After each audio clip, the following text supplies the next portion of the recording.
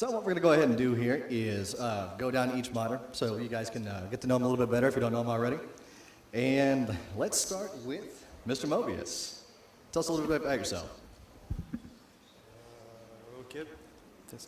So I started, I'm the co-founder of MCP with Sarge. So basically we started modding by putting together some kind of base codes for people to create mods on it. Hello, I'm Sarge. In 2010 I was playing Minecraft after I ignored it for 2 months. I don't even know why. And I liked it so much that I wanted to modify it. So I created some tools that I can use to change the game. And Prof. Mobius later convinced me that this tool is useful for other people, so we released it as the Minecraft Coder Pack. So I think today, apart from the server-side only mods that you might play on some servers, everything that is modding client-side is based basically on our project, the MCP Minecraft Coder Pack. Yo, I'm Dan200. I made the ComputerCraft mod. I don't know if anyone's played it.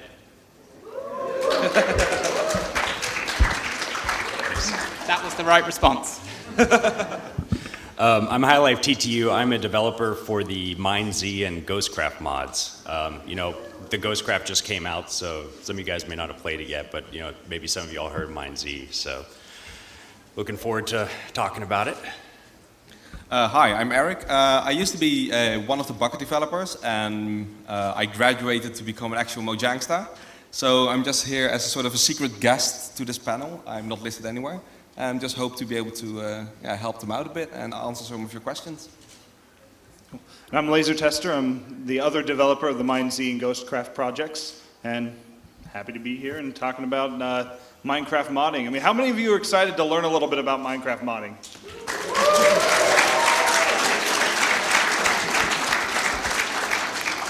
So that's kind of what we want to cover today, is just about how you can go about getting into it. I don't know, we'll probably have people on different levels of whether you've tried it, whether you haven't, but that's what we hope to accomplish today.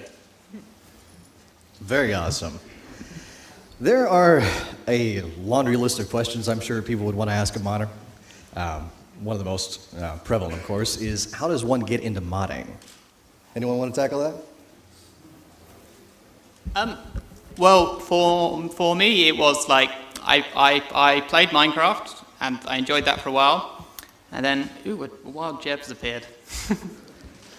Anyway, and I was about to say I got bored of vanilla Minecraft, but obviously that, I would never admit that. So I started playing mods, and there are loads of awesome mods out there, and I just had this idea to make one of my own. To what ComputerCraft does, it allows you to do scripting in-game, build computers, and take redstone to just a whole nother level by actually writing programs to control the things in your world.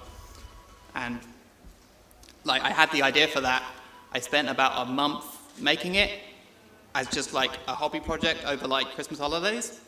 And then that came out and it had an amazing response, and I've been working on it ever since, just sort of riding the wave of that. Was that? Okay. Yeah. I think when I started playing Minecraft,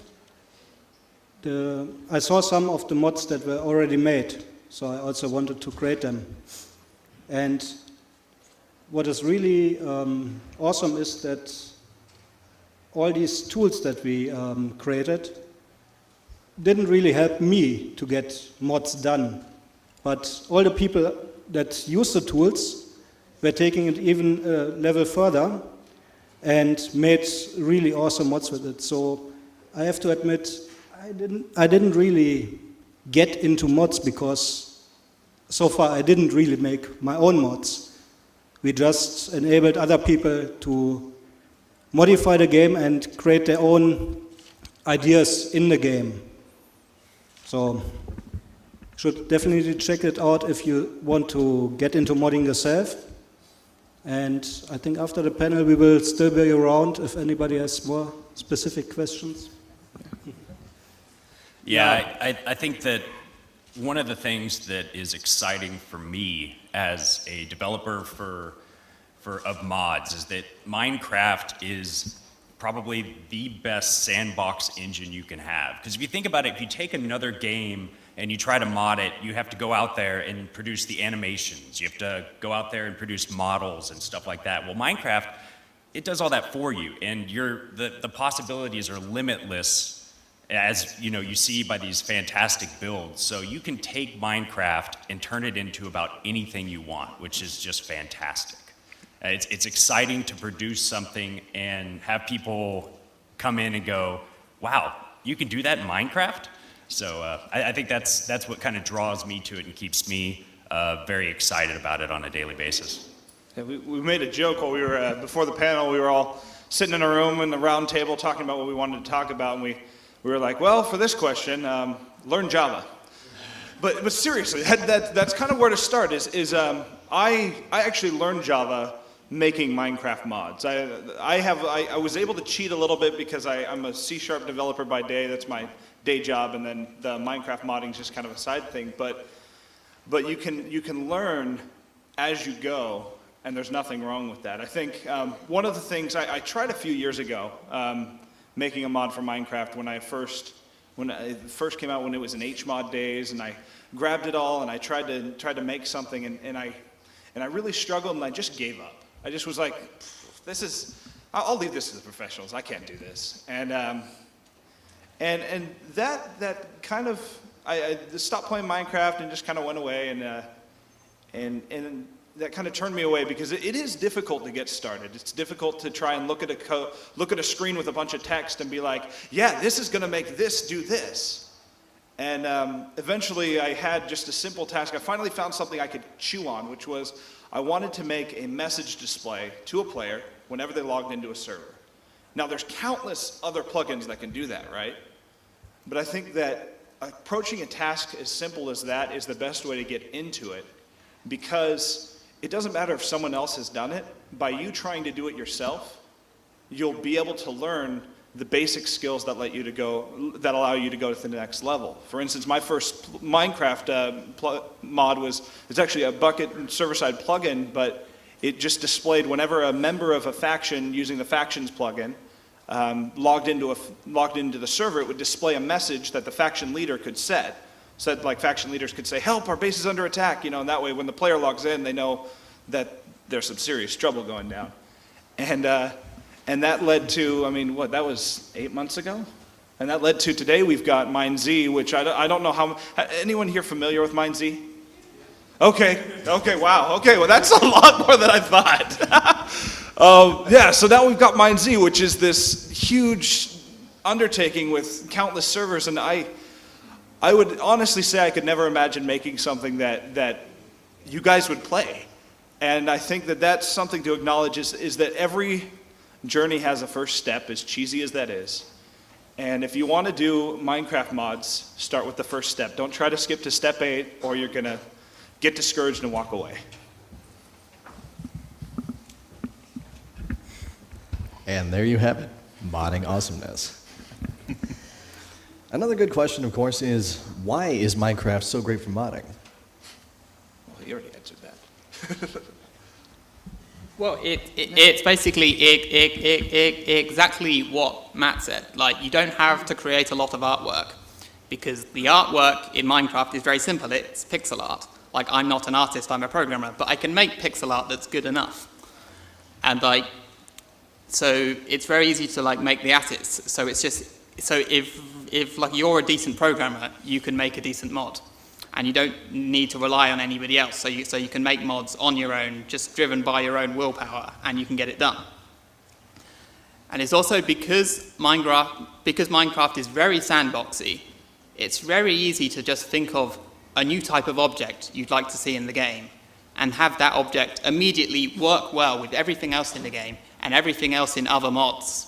It's such a modular game that it's really easy to slot anything you want into.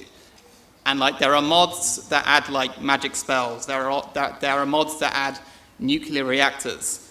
But these things can coexist in the same Minecraft world. And weirdly, because Minecraft's a bit of an odd game, it doesn't feel wrong. So you can just make pretty much whatever you want quite easily, and it just works. I think. Oh, go ahead. Okay, I think apart from the technical possibilities that you have when something is made with Java, aside from that, I think one of the main reasons why Minecraft is so easy and so great to mod is that it's become very easy, we have very good tools, and we have a great, awesome community behind it, that we have tons of tutorials, we have tons of people that are helping each other, and I'm really astonished every time when I see, especially in the IRC channels where we are mostly communicating, how everybody is now helping each other to make the possibly best mod and get something great that is working together. I've even seen mods that are made to work together and they are best played together. And that's something that I could not have imagined 1 year ago. Displaying a message to a player on login is a good place to start, but of course I'm probably biased because that was my first task that I undertook. But I mean, if you try and bite off too much, you're just gonna get stuffed and walk away, and you'll just be like, I'm done, and you won't be able to eat anymore. But if you take just a little bit, eat it, you can build up, and then you can be like a all-you-can-eat champion like me. That was a fat joke. So, that's just start small. Yeah, I was just to add on to that. Never think something is impossible. I think that, and you should be laughing right now, Laser, because when we've gone into development, there's a number of times that we approach a problem and it seems impossible, but that may be an opportunity to step away and look at what you're trying to accomplish and then find a creative solution to make it happen.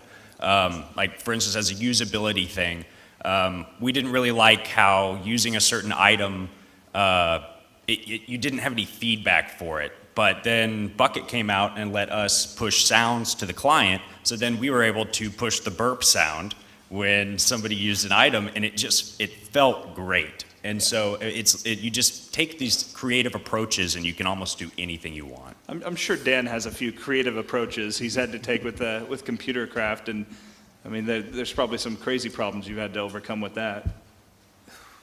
Yeah, like I send slightly weird data over the network. I had to find interesting channels to send stuff. Yeah, that's cool. Okay, I think the best advice I can give you if you really want to get into modding, prepare yourself for a bit of hard work. If you really want to get into modding and have some nice mods, you will start probably with simple mods. It is not too complicated, but if you're really willing to learn how everything works together, then you will very fast be able to create more complex things. I think the worst thing that you can do is just give up after the first thing went wrong. Because I saw a lot of people that just say, okay, it's not working like I expected, modding is not my thing. I don't like it.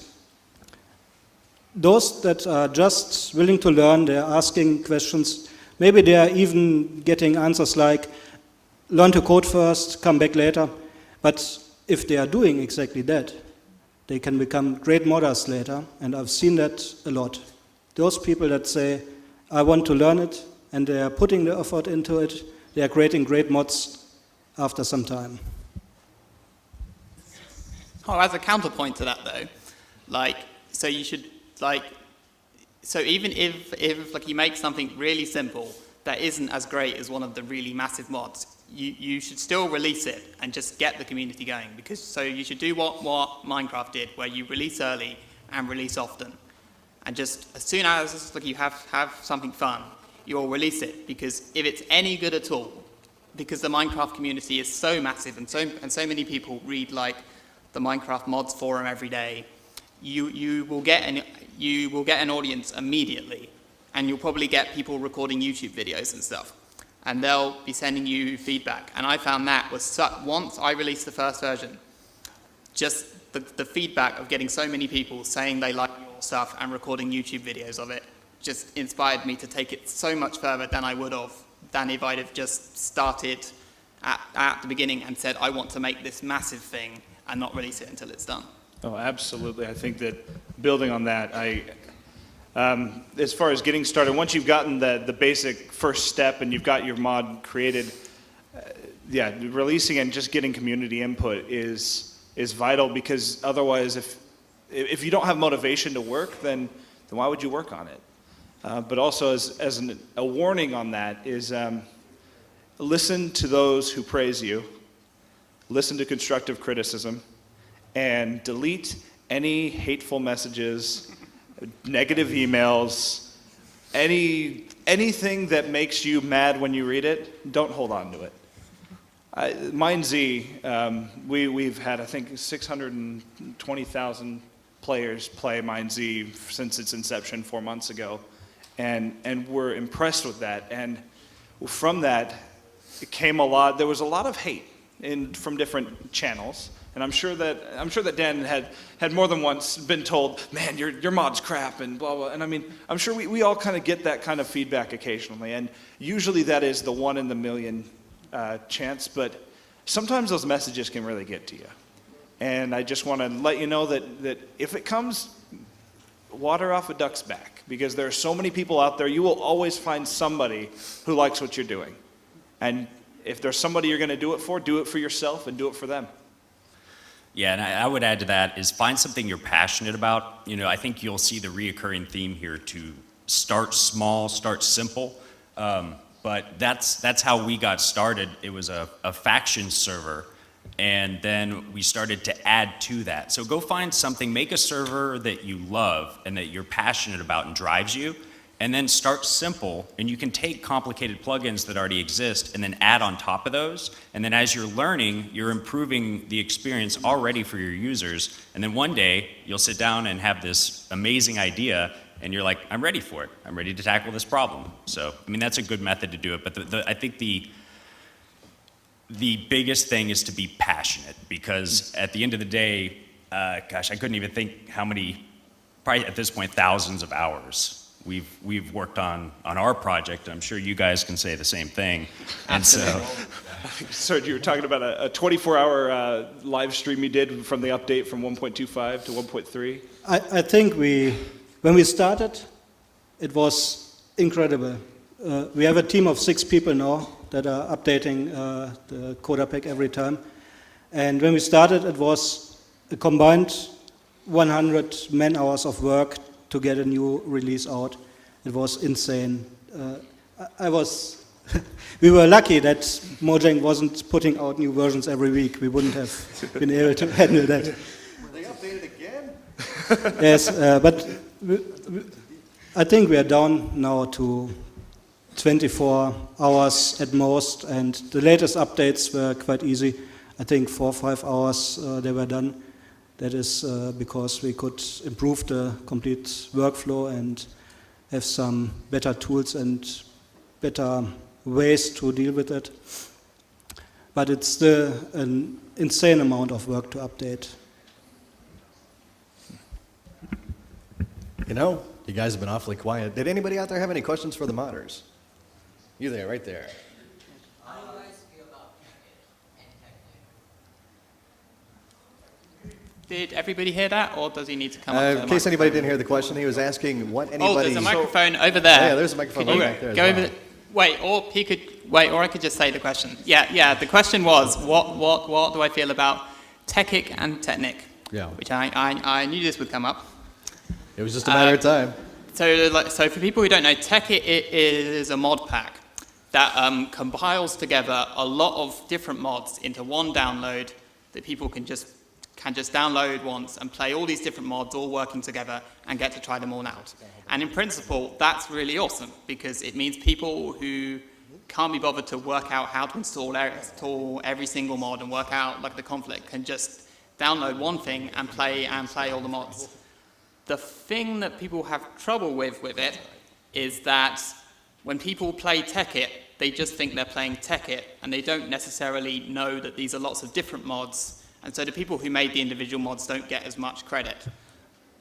Personally, I don't care too much about that, but some people do, and it would be nice to see mod packs that made it a bit more clear what was what, but personally, I'm kind of fine with it, but maybe other people have different opinions. I think the goal of Tekkit is great because, I mean, one of the biggest challenges as a mod developer is, okay, how am I going to get my mod to the end users? Because you got to go, if you're working with something like Forge, the user has to have Forge, they have to download it, and that's where, I mean, any mods, anyone out there ever played DayZ for Arma 2?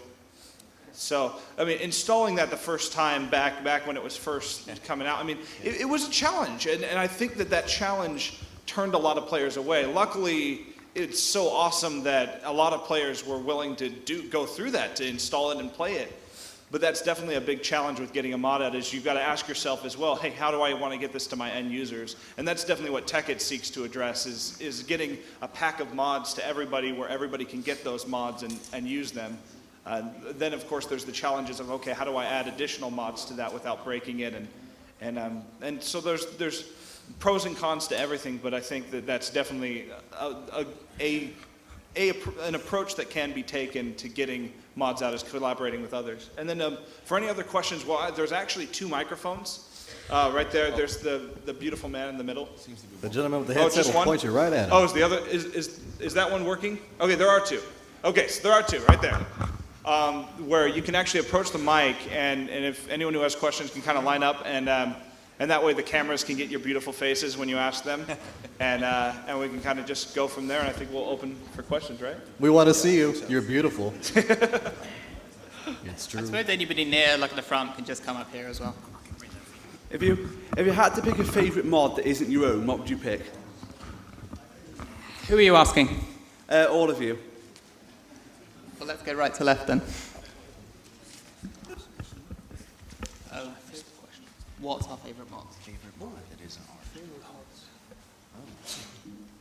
I really like the 3 mods, Buildcraft, Red Power 2, and Industrial Craft, because they really make like a unity together. You have it's basically it introduces a whole lot of automation to the game.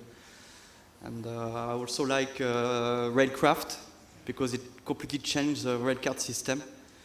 And I do a bit of computer craft too. I think there is probably one mod I cannot live without, that is Red Power 2. But it's not my actually favorite mod, it's just a mod that you really miss if you don't have it installed.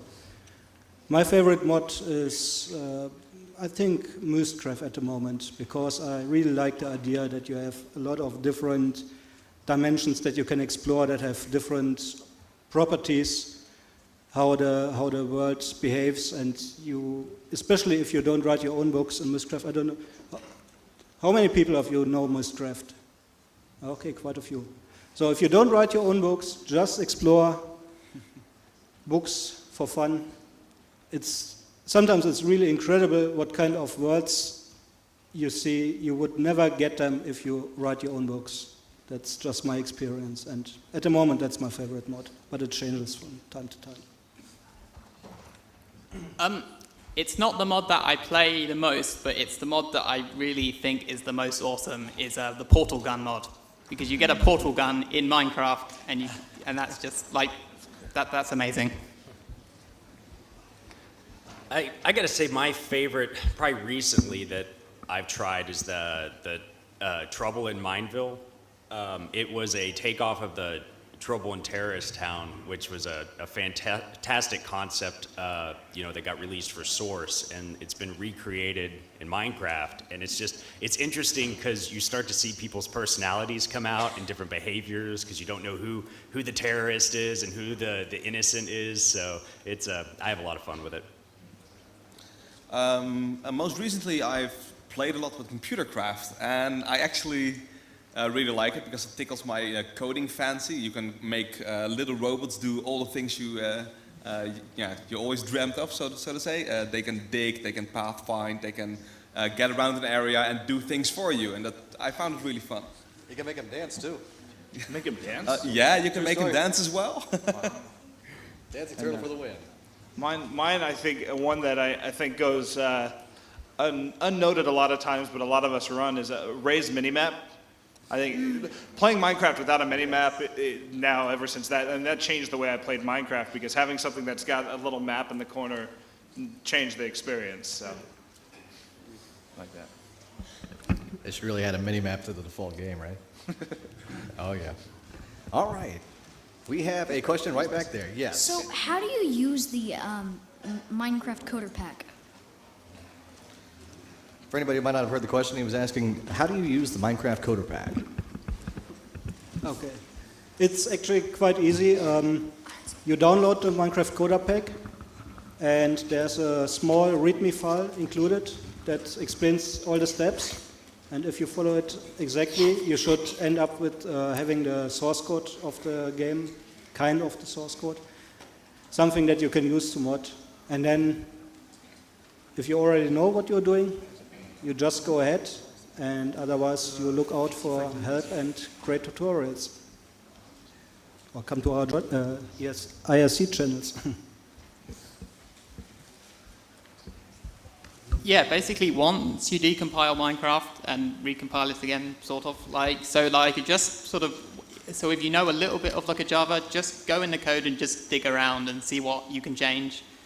And it's really fun to find the number that controls how fast zombies walk and make it higher. And suddenly you've made like the fast zombies mod. And it's really easy, just experiment and explore. Yeah, basically what you do is, like Serge said, you get an official Minecraft release. You use it with MCP, you get the source, and after that, you can modify it directly and see the result if you are using an IDE called Eclipse, for example.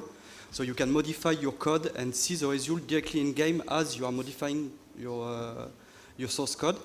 And when you are satisfied with it, you can just use another command to recompile the source code, and you get files that you can put back inside the official Minecraft release, and this way you can use it to modify Minecraft. So basically you can develop it in real time in some kind of special environment, and once you are done, you get files that you just put in the file, you put back, and it's working with your Minecraft. All right, cool. Got one more from the gentleman in the Bebop box shirt back there. I know that a few of you play on the ForgeCraft server, Maybe. and you experiment with a lot of the newer mods that are coming out. There's like Thaumcraft 3 that's really good looking, and there's Red Power 2 which has a bunch of functionality. What do you think personally makes a mod good? I would like to pass this question to Eric, because he's new in ForgeCraft and play a lot. Yeah, I think a month and a half ago or so now, I got invited to play on the ForgeCraft server. I have to say, the very first time I started playing, it is extremely overwhelming because there's so many new things added to the game. And one thing, when you just found, I found my first canyon, and there were so many new ores in there. It was like, it took like half an hour to actually get down to the bottom because I have to mine every single ore I saw. In the end, I think something that makes mods really work well is when they integrate nicely into the game and they sort of take on the same look of the game. For example, if you look at Red Power 2, the art for that is so extremely well done that it could just have been in the game itself. And I think that's really important.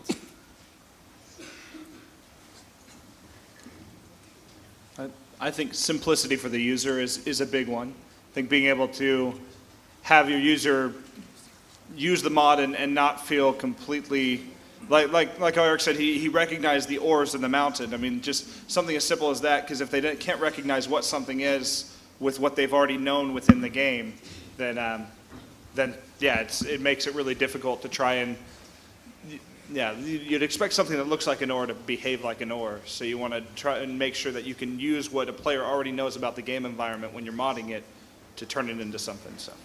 Yeah, I would piggyback on that, and I think as you develop plugins and you go out there, I think it's important that you have somebody who's never experienced what you've created come in. And if they can't figure it out in about 10 or 15 seconds, then you probably need to go look at the approach you're taking, because I think usability is sometimes overlooked, but if something is easy to get into, it's going to be more fun for the player because there can be a lot of learning frustration. I think like, so Dan 200's mod is a great example because there's the initial getting into it's really easy. Like you can just look at it, you know one or two things, you know how to make a computer, you know how to make a turtle. Getting it to work, however, takes a lot of reading, but at that point your user already knows the basic function of the mod, and so then they can dive a little deeper. So I think the key is to have at least a simple layer, even if you want to dive below it and make it more complicated, but at least making the getting into it easy. That makes sense, yeah. Yeah, I would agree with that. In fact, what makes a mod great is if you have an easy entry point for it, so just a few items, and from that you just create new tiers of items, and you find it getting more and more complicated to have the high-level stuff. One example, for example, is industrial craft, where you have machines you can build from the beginning and low-level generators. And after that, you have better generators, better machines, and as you go, you get better and better stuff. And another point is a good integration with the world on artwork point of view. So Red Power 2 is a really good example because it's just, it fits there. It's just, and another important stuff is no useless objects. Because if you start putting in your mods stuff which are of very little use or just an alternate version of something already existing, you are starting to be redundant, or you are adding content without adding gameplay, basically. So it's really it can be really detrimental if you put 10 new ore. Sorry for the accent. And but you don't do anything with them.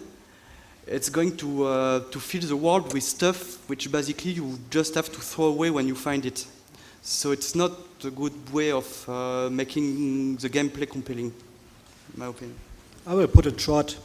If you can add one new item to the game that adds 100 new possibilities to play the game, then your mod is something I would call perfect. I sit here and think about all the mods I've played over the last year and a half, and I think of all the favorite ones I have. Red Power 2, Computer Craft, really all of the ones on Forgecraft, obviously. And I think the common thread between all of them is a lot what Laser said, where you can dive right into it, and you have an idea of what it is before you actually start. But once you start, even if it's complicated from that point forward, you're so engaged in what it's offering, you don't really care if you have to spend half an hour reading on the wiki. You just dive into it anyway. Past that point, a lot like what Mobius said, there has to be something more to it than just ore. If I get into a mod and the only thing it's given me is 15 different types of ore and maybe 15 different types of pickaxes, that doesn't really, offer much. But, you look at something like with Computer Craft, you've got this whole system of redstone that had never been explored before, and programming. And every, I think, good mod, no matter how big or small it is, shares that common thread. I swear I didn't bribe everyone to talk about Computer Craft in every question. I love you, Dan! You just happen to have made like the awesome client side, because we've got MineZ, which is more of like adventure stuff, but like yours is like it's a whole system, so we've locked down the game into this lockdown adventure mode. You've opened up the game into Computer Craft, so it's kind of fun to pick on you a bit. It's funny you bring that up, though. It kind of highlights a little bit of the difference between certain mods that go different approaches but have the same end result. He's got what I'd call like a sandbox enhancer with Computer Craft, and that it expands on the base game.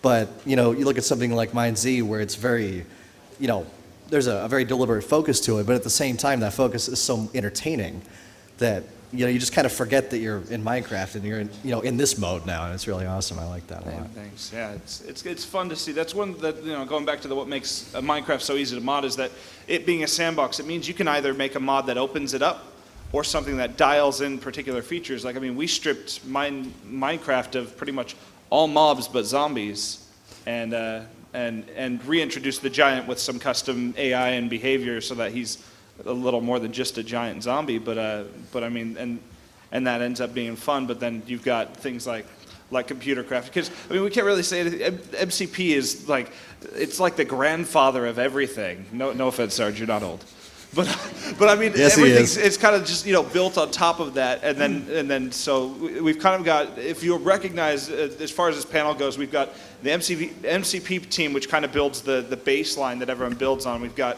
Dan 200, who has the computer craft, which is the sandbox mod, and then we've got MineZ, which is an adventure mod, and so we kind of have a nice little plethora of offerings. So that's why we're picking on you, Dan. Awesome. Dan, do you have a question back there? Okay. Nope, he just likes the microphone. Sorry, what? What's your favorite mod pack in the Technic pack, the Technic launcher? So, the favorite mod pack for Technic mods? No, So- it's Technic launcher. Okay. The Technic launcher's got several mod packs in it you can choose from. Does it? Okay. I'm sorry, I have to pass that along to somebody who plays the mod pack. I don't use Tekkit very often, but I guess Tekkit more than Technic because it's slightly more up to date and it's multiplayer. Yeah, sorry, I don't play Tekkit very often. I'm not sure I've met with other people here do. My favorite mod pack of all mod packs is just the ones that the people who run the Forgecraft server put together for me, so I don't have to choose them out myself. But generally, if I want to try a new mod, I will actually install it myself rather than use Tekkit. Very Or feed the beast. Oh, you. Did anybody up front have a question? You guys have been really quiet up there. We've got people lined up in the middle. They lined up at the mics. Oh, awesome. Even better. Yeah. Great. Who's next? Don't leave them in the dark. Next question. Yeah. Is there any limit to modding? No. There are. So, for instance, if you can imagine it, you can make it. It just depends on. The question is how. But no, the quick answer to that would be there is no limit. When you're a modder, you're a Minecraft god. Oh, yeah. All right, who's next? What are your thoughts on the upcoming mod API? You know, the automatic mod installer that might be coming in the next update. So I can personally say that I am I will probably jump up and down in the air and scream happiness when it comes out because if you look from our experiences with MineZ, the reason it's server side only is that we've made the choice that we want anybody with a valid Minecraft client to be able to join the server and just play without having to install anything. But that being said, with the mod API coming out, we're going to have a lot more flexibility to add some amazing things that today are just ideas on the drawing board. Yeah, having a universal system would be nice because right now we're kind of fragmented. We've got Bucket, we've got Forge and MCP and those products that are everything that's built on top of those, and so we've got different. Trying to convert your project from one system to another should the developers of that system lose interest, which they won't because Sarge and Mobius, they're awesome. I've been talking to them today. They're cool. But trying to convert between them is always difficult as the end mod developer. Maybe may sound strange from us to hear that we hope it will just enable everybody to do exactly what they can do now when they're using Forge or MCP. Because in the end it will make our project obsolete. But the reason why we hope that it will be so powerful that everybody can do exactly what they are able to do now is we didn't make MCP in the first place because we wanted to. We made it in the first place because we had to. we needed something to help us make better mods. I think from the user's perspective too, the mod API will probably add a lot more people to the modding community from the user's end. I think it's safe to say everybody in here who's installed a mod has had trouble putting it in at least one time. Anybody forget to delete meta-inf? Yeah. Okay, yeah. Well, that's just one potential problem among many. So if the API works as we would expect it to, the ability to just take a mod off the site and click a button and say, okay, you're playing Red Power now, or whatever other mods, and that they're interchangeable in a way that's mostly compatible, where things don't just explode and all that, is a huge appeal from the player's end. You can all but redesign Minecraft from the ground up with it at that point. Question. Okay, a question to the MCP team. Will you continue to update the Minecraft coders pack after the API is done? Yes, I was already asked a lot when the modding API was first mentioned. Our stand is quite clear on it.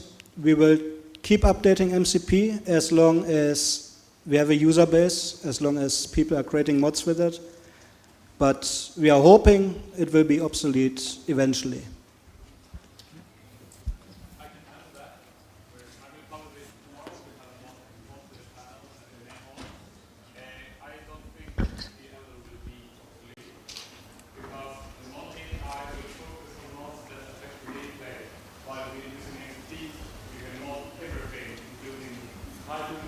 Yes. And with the title menu, and you can mod stuff like the Optifine does, changing really core mechanics. But our mod API is for the game only, so I don't think it will ever be obsolete.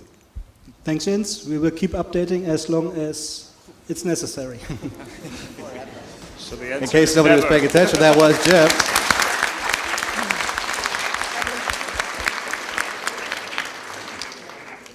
Very awesome. Is there a place to get like mod information for like developers and like documentation for Forge or MCP? Well, the best place is first the MCP wiki to know how to install it and use it. And you also have the Forge wiki, which have really interesting starting up tutorials. And one really good source of information about mods is mods. You just take one, which is open source, and you look at it and you will see how it's structured, because Forge have a specific way of putting together mods. So it's the best way is to look at what other people did. Yeah. I don't think the problem is a lack of documentation. I think there's sometimes too much, and so yeah, like you said, the wiki for Forge is probably a great place to start. And like you said, take an existing project, look into it, but it's just find one thing to focus on, and then branch out, because otherwise you can get lost in the documentation. So make sure that you're both researching and developing your mod in tandem. It definitely helps. Yeah, another place to find documentation and ask questions is IRC. We are like hanging out the full Forge team and MCP team and everything. We're hanging out on IRC, so it's a good place to have like direct answers to your questions. Okay, for those people that are interested in modding and are a little bit younger, IRC is a very old protocol that still works very well, but I have to warn you, it's completely text-based, so you have to write a lot.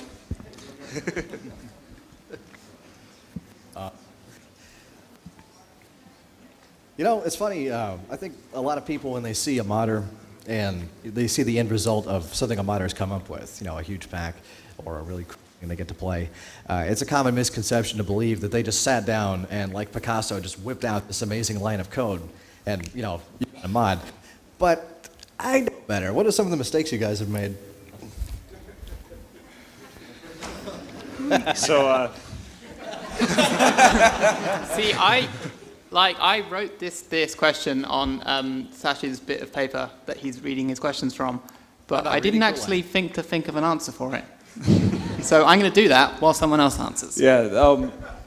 for those of you familiar with MineZ, right now we've got, I think, 32 servers. 30 servers, I think, running the main MineZ, and then I think we've got another 30 running Last Man Standing or so. And many of you will recognize with MineZ, one of the big things is our cross-server persistence, that the world is the same on all servers, but your character, if you log out on one server and log in on another, you'll be in the same place as where you logged out on the one before with the same inventory. And one of the big mistakes that I made at the beginning was making those calls to save the player to the database in the same thread as the main game. My mistake. And so basically every time a player would log out, it would lag the server for like a second and a half if the server was full. So basically logging in, logging out was a nightmare, and that was one of the main mistakes getting started. Yeah, I personally have nightmares about global database replication. That's all I gotta say. So yeah, I guess with specifically with my mod, I didn't really think, and I do get criticized for this, like I didn't really think quite enough about like server stability and security. It is slightly possible with my mod to do slightly nasty things performance-wise, which I should have addressed really. Well, I think my biggest mistake was to start modding because I can't stop. That was a way better answer. He has to be pried away from the keyboard. Do you want to kind of do a fast, quick answer? We've got a lot of people lined up. We got 5 minutes. We want to kind of flash answer? We should probably do like one person per question. Yeah. Okay. All right, it's the lightning round. Yeah. How much do we see any, when the new plugin comes out, how much changes are going to be on the server side regarding server-side mods? Specifically, we've got a server where we have a number of old mods running on there that the kids really enjoy. And so when we talk about the new one coming out, how much backward compatibility is there going to be going forward? So mainly dedicated for the new Mojangsta who's working on the new server, I would assume. Oh, meaning like the mod, how's the mod API going to affect compatibility of existing mods? Correct. Yeah. What compatibility? There is no way we can make it compatible with existing things. It's simply impossible. Yeah. The end result is whoever developed the mod will be in charge of whether they're going to convert it to the new system. Okay. So you're at the whim of a developer. God help us all. Right now, compatible mods are accidents, lucky accidents. Yeah. Right then, so I have two quick questions for Dan200, then one for everybody. What network protocol are you using for data transfer? What data are you transferring? And then finally for everyone, how many null pointer exceptions have you ever had, on average? I'm guessing a lot. Well, so every time that the text on the screen changes in one of the computers in Computercraft or one of the turtles, I send the difference in text as a custom packet. So if somebody writes a program that's constantly animating the screen, that will be a lot of data. But if you're just entering text, it should just be small amounts get sent. And a wise man wrote in the foreword of his book, good code is measured in WTFs per minute. The higher the WTFs, the worse the code, but you'll never get down to zero. So the no pointer exceptions, yeah, there's a lot. Millions. Right, should we move on to another? Awesome. Who's next?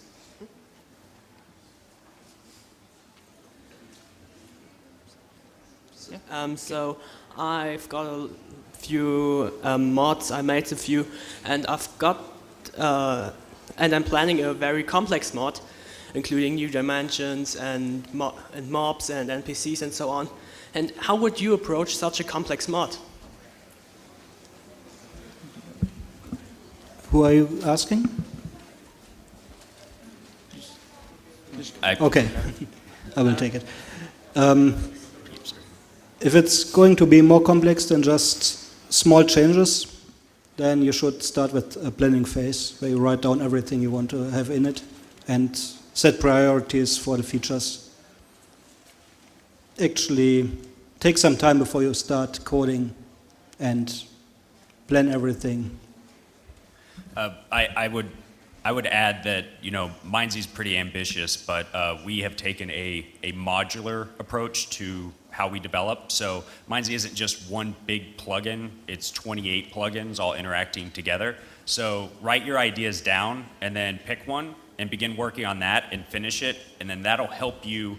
It kind of gives you it's a little moment of success after you scratch that feature off the list. And it's also nice because as you develop those features, you can repurpose them, hook into them, and do a lot of really exciting things. I recommend Googling agile software development. Yeah, do it, focus on one thing and get it done, because it's better to have one feature working than two not working. Well, my question was going to be, are we going to see any decent abstraction layer between the client and mods in the near future? But I'm guessing that the Minecraft API is going to do that. So my question is, how are modders going to be able to request certain features and certain access to Minecraft itself, to the Minecraft API? All right, I'll take this one. We have set up a Jira for this specifically. Right now, just to collect the ideas that people have and sort of the requested features. So that should be just that. You can just find it on our regular Jira. Yeah, it's just a different project name. It's called MC API. So you can go there and suggest things that you would really like to have in the game or in the API. So you're saying it's on GitHub, right? Or sorry? The project is on GitHub, the API. No, it's on our Jira. It's on our bug tracker. Mm-hmm. And we would suggest certain features. Is that how we would? Yes. So okay. Yeah. So you request features. Okay. Thank you very much. Yeah. All right, gentleman in the blue sweatshirt. My question is, with Forge, everyone's writing its plugins for Forge. But, well, everyone's writing its mods for Forge. Why and the plugins for Bucket? Is there any way there will be direct compatibility between Forge and Bucket instead of having to port everything over to, well, through MCP, then for Bucket? I mean, we're working mainly with Bucket, and I know Dan's, I think you're working through Forge mainly as far as deployment. I mean, there's not really direct compatibility. They're different projects trying to accomplish the same thing in different ways, and so and the mod API will provide some sort of a central system, but as Jeb pointed out, it's not going to cover everything, so there probably will still be breakout frameworks that people that are doing more with it than what the mod API will allow that we'll still be using things like Forge and whatever will be used there. It's for the main thing right now. In TechKit it's still 1.2.5, while FeedTheBeast is coming at 1.4.5. But FeedTheBeast is still with a vanilla server, which doesn't give a lot of options on plugins. What we heard a lot is that there isn't a willingness of cooperation between Bucket and Forge. Is that a fact, or is there a way to actually make it compatible without having to port everything over?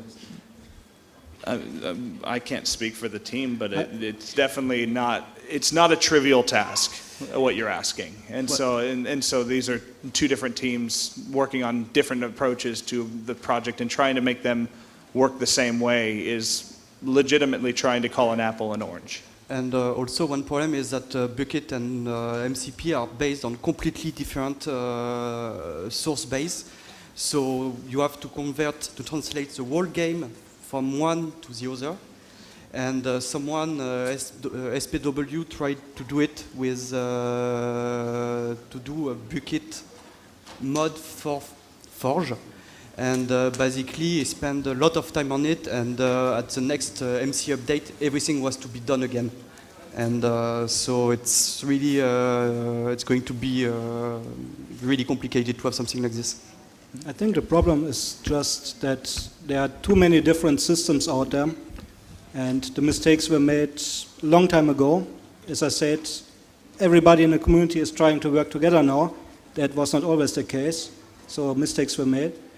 And the problem is you cannot put these projects back together easily. But I think it would be wasted efforts to try it now, because we are hoping that the official modding API will solve most of these problems. All right, ladies and gentlemen, I think that's about all the time we've got for today. I definitely want to thank you for coming out today, for seeing the Minecraft Modding Pros panel, the most awesome panel on earth. We definitely appreciate you coming by. Thanks, everybody. I'd like to give a round of applause also for the modders coming today. Thanks a lot. It means a lot to us. And we hope everybody here has a great MineCon going forward. Go out and get them.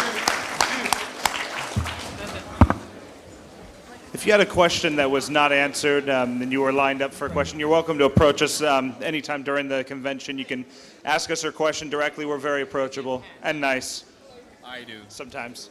Okay, we need a pen. We need somebody to find a pen. Sorry? Wait, I've got a pen.